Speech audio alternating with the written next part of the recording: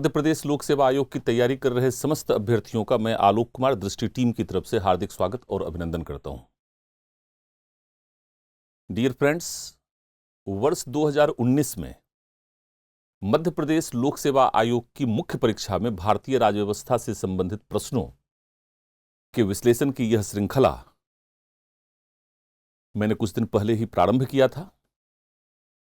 आज की क्लास में 6 अंक वाले एक प्रश्न के आदर्श उत्तर प्रारूप पर मैं आप लोगों से चर्चा परिचर्चा करूंगा। प्रश्न आपके सामने है।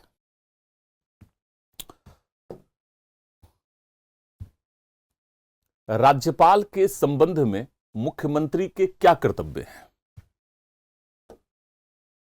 What are the duties of Chief Minister with regard to Governor?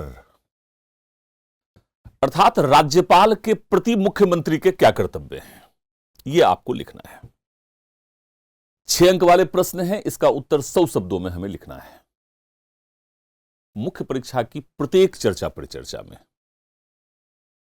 यदि आप उत्कृष्टता की ओर बढ़ना चाहते हैं और उत्कृष्ट उत्तर लिखना चाहते हैं, एक ऐसा उत्तर लिखना चाहते हैं जिसमें कि आपको बेहतरीन अंक मिल सके या सर्वोच्च अंक मिल सके, मुख्य परीक्षा के संदर्भ में हमेशा आपको यह सोचना चाहिए कि एक बेहतर उत्तर को कैसे लिखा जा सकता है। सबसे पहले एक सोच, एक विचार प्रत्येक प्रश्न के संदर्भ में आपको करना है। बिल्कुल सामान्य प्रश्न है और सीधा प्रश्न है। राज्यपाल के प्रति मुख्यमंत्री के क्या कर्तव्य हैं? आर्टिकल 167 से यह प्रश्न पूछा हुआ है। आर्टिकल 167 क, ख, ग या ए, बी, सी में 3 प्रकार के कर्तव्य बतलाए गए हैं। ऐसे प्रश्नों का उत्तर का जो मुख्य भाग है, क्योंकि मुख्यमंत्री के कर्तव्य राज्यपाल के प्रति आपको लिखना है, अर्थात आर्टिकल 167 ए, बी, सी या क, ख, ग, यह तो प्रश्न की मुख्य मांग है। आपको हमेशा अपने उत्तर की संरचना में यह सोचना है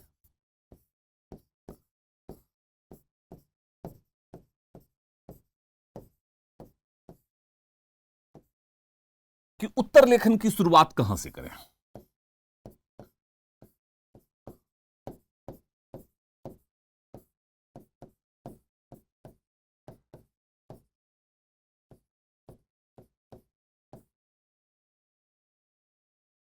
इस पर हम लोग बातचीत करेंगे कि इस प्रश्न के संदर्भ में उत्तर लेखन की शुरुआत कहां से की जानी चाहिए, ताकि आप डिफरेंट तरीके से अपने उत्तर को प्रस्तुत कर सकें। प्रश्न की जो मुख्य मांग है, अर्थात उत्तर का मुख्य भाग है, ये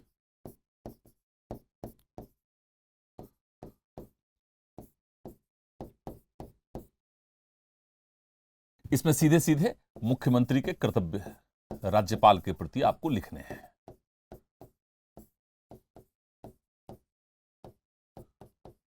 अर्थात article 167 A, article 167 B and article 167 C, और फिर कंक्लूजन लिखना है, अर्थात निष्कर्ष।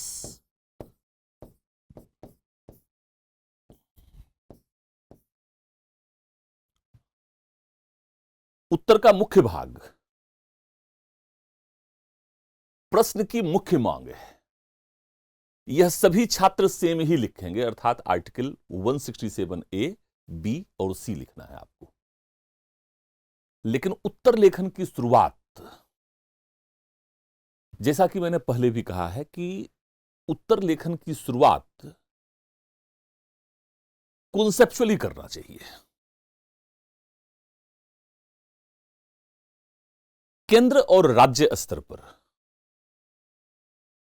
भारतीय संविधान के द्वारा संसदीय शासन की पद्धति अपनाई गई है। संसदीय शासन की पद्धति के अंतर्गत दोहरी कार्यपालिका के सिद्धांत को स्वीकार किया जाता है।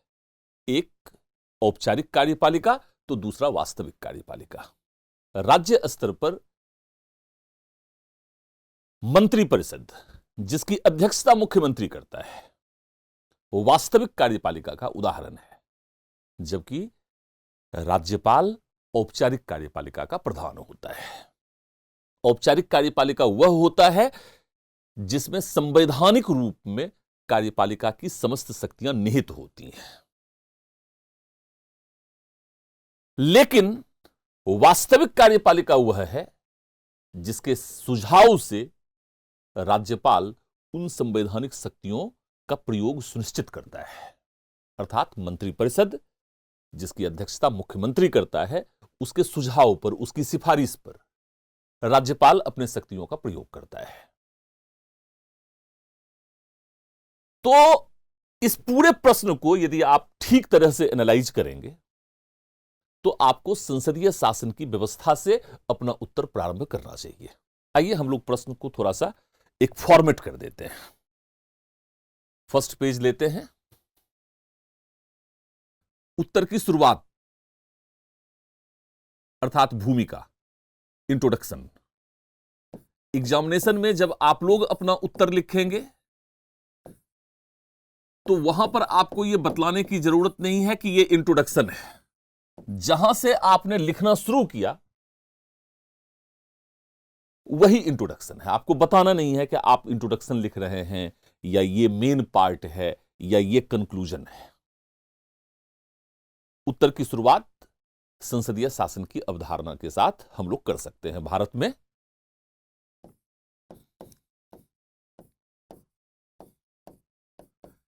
केंद्र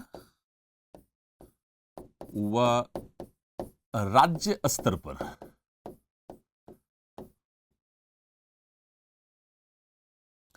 संसदीय शासन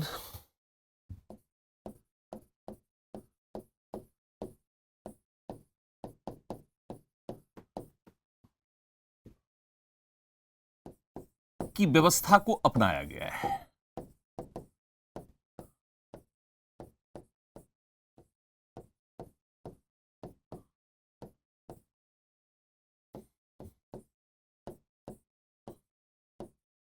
इसके अंतर्गत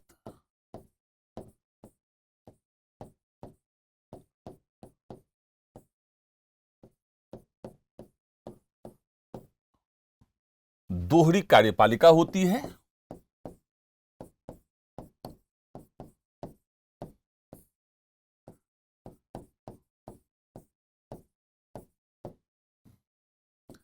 एक औपचारिक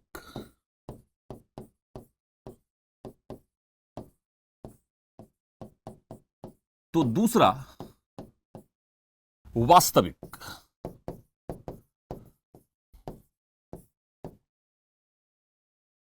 राज्यपाल औपचारिक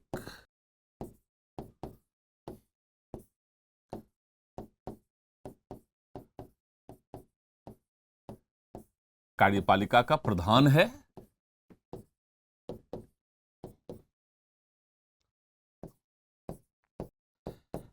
तो मंत्रिपरिषद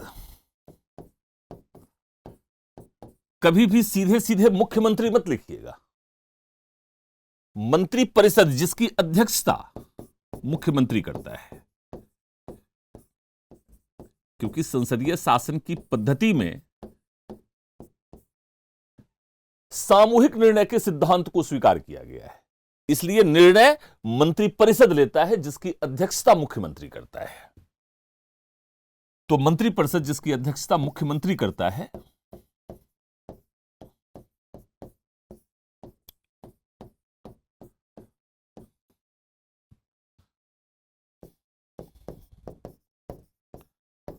वास्तविक कार्यपालिका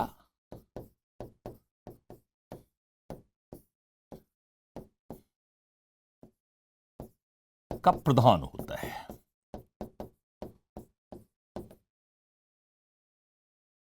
इस तरह से आपने उत्तर की शुरुआत कर दी और आपने मुख्यमंत्री राज्यपाल दोनों को लिंक किया संसदीय शासन की पद्धति के अंतर्गत।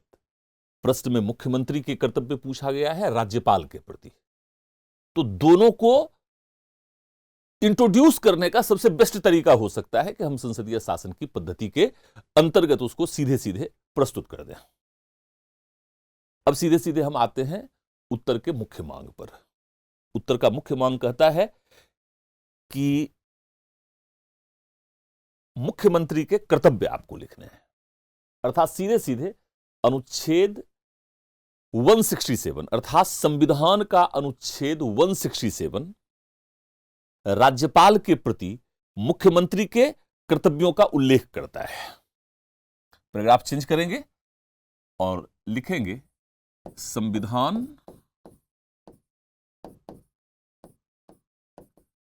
का अनुच्छेद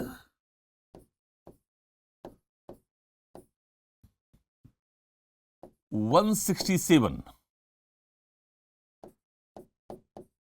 राज्यपाल के प्रति मुख्यमंत्री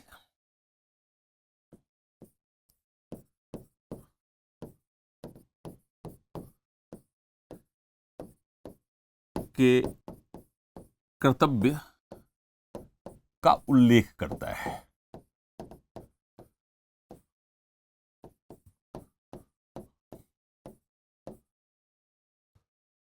यहीं पर हम यह भी बतला देंगे कि इस अनुच्छेद के विभिन्न प्रावधानों के माध्यम से मुख्यमंत्री और राज्यपाल के बीच एक संबंध स्थापित किया गया है। इस अनुच्छेद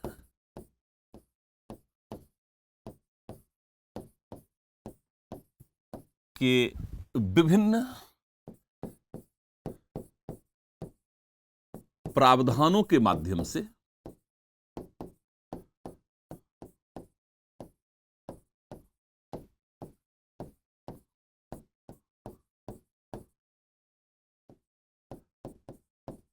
राज्यपाल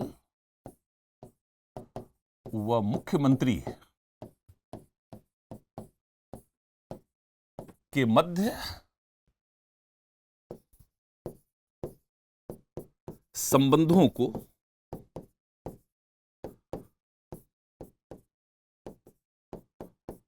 स्थापित किया गया है।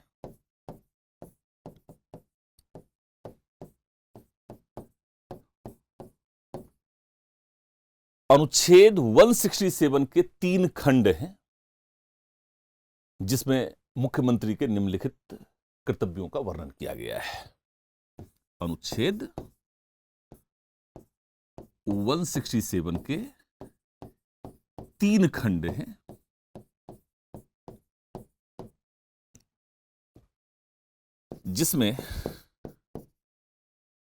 जिसके अंतर्गत राज्यपाल के प्रति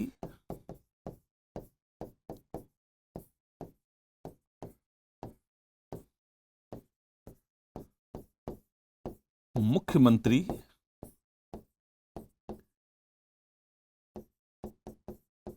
के कर्तव्यों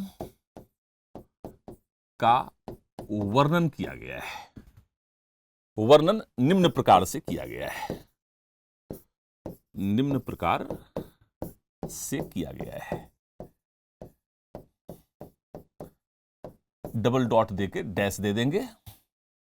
अब यहां पर या तो आप पॉइंटर बना सकते हैं या आप डैश देकर के लिख सकते हैं। अच्छा तरीका माना जाता है डैश देकर के लिखना। तो हम लोग डैश देकर के अपनी बात को यहां पर 3 पॉइंट में प्रेजेंट करेंगे। अर्थात सीधे सीधे आर्टिकल 167 का आर्टिकल 167 ख और आर्टिकल 167 ग अर्थात ABC। इसको लिखने की जरूरत मैं नहीं समझता हूं, मैं इसको बोल देता हूं। यह इजीली आपको कहीं से भी मिल जाएगा, भारतीय राज्य व्यवस्था के किसी भी किताब से ये आपको मिल जाएगा, या आप नेट पे सर्च भी कर सकते हैं आर्टिकल 167, जिसमें ABC में 3 कर्तव्य दिए गए हैं। पहला कर्तव्य है आर्टिकल 167 कहता है कि मुख्यमंत्री का यह कर्तव्य है कि वह राज्य सरकार के प्रशासन से संबंधित या विधायन से संबंधित या विधेयकों के संबंध में राज्यपाल को जानकारी प्रदान करेगा। राज्य के प्रशासन और राज्य विधायिका के विधेयकों के संबंध में, जो विधेयक अभी प्रस्तावित किए जाने हैं, तो उन विधेयकों के संबंध में राज्यपाल को सूचना प्रदान करेगा। पहली बात आर्टिकल 167 का। आर्टिकल 167 कहता है कि यदि राज्यपाल द्वारा राज्य सरकार के प्रशासन या किसी प्रस्तावित कानून से संबंधित कोई जानकारी मांगी जाती है, तो मुख्यमंत्री का कर्तव्य होगा कि उसे ऐसी जानकारी प्रदान करे। आर्टिकल 167C कहता है या कहता है कि राज्यपाल को यह विशेष अधिकार है कि यदि किसी मंत्री ने किसी विषय पर कोई निर्णय कर लिया है किंतु मंत्रिपरिषद ने उस पर विचार नहीं किया है, तो राज्यपाल के अपेक्षा करने पर मुख्यमंत्री का यह कर्तव्य होता है कि उक्त निर्णय को मंत्रिपरिषद के समक्ष विचार के लिए प्रस्तुत करे। आर्टिकल 167 ABC में 3 कर्तव्य इस प्रकार से दिए गए हैं। इसके पश्चात आपको ये तीनों लिख देने के पश्चात आपको एक निष्कर्ष लिखना है, बहुत छोटा सा। नेक्स्ट स्लाइड हम लोग ले लेते हैं, और निष्कर्ष भी एक लाइन में आपको यहां पर लिखना है। जैसा कि मैंने पहले भी आपको सजेस्ट किया था कि एग्जाम में आपको यह नहीं लिखना है कि मैं निष्कर्ष लिख रहा हूं। डायरेक्टली पैराग्राफ चेंज करेंगे और अपना निष्कर्ष, जो लास्ट लाइन आपको लिखना है, वो आप लिख दीजिए। अर्थात निष्कर्ष में इन तीनों प्रावधानों आर्टिकल 167ABC का उद्देश्य क्या है, उसके आधार पर या उसके महत्व के आधार पर आपको निष्कर्ष लिखना चाहिए। अर्थात इन तीनों प्रावधानों का उद्देश्य राज्य कार्यपालिका के विभिन्न स्तरों यथा राज्यपाल, मुख्यमंत्री और मंत्रिपरिषद के बीच उचित संबंधों को स्थापित करने के माध्यम से राज्य प्रशासन में समन्वय स्थापित करना होता है। तो आइए निष्कर्ष लिख दें।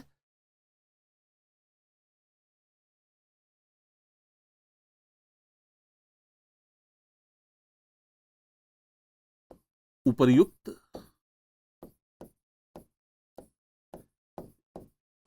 तीनों प्रावधानों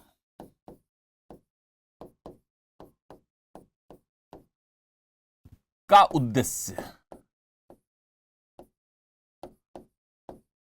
राज्य कार्यपालिका के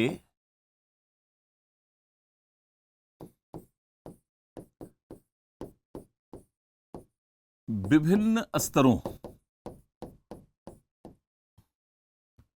यथा राज्यपाल, मुख्यमंत्री व मंत्रिपरिषद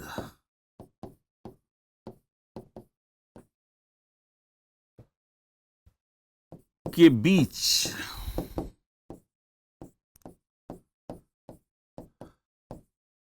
संबंध स्थापित कर राज्य प्रशासन में समन्वय व संतुलन की स्थापना करना है। समन्वय व संतुलन की स्थापना करना है।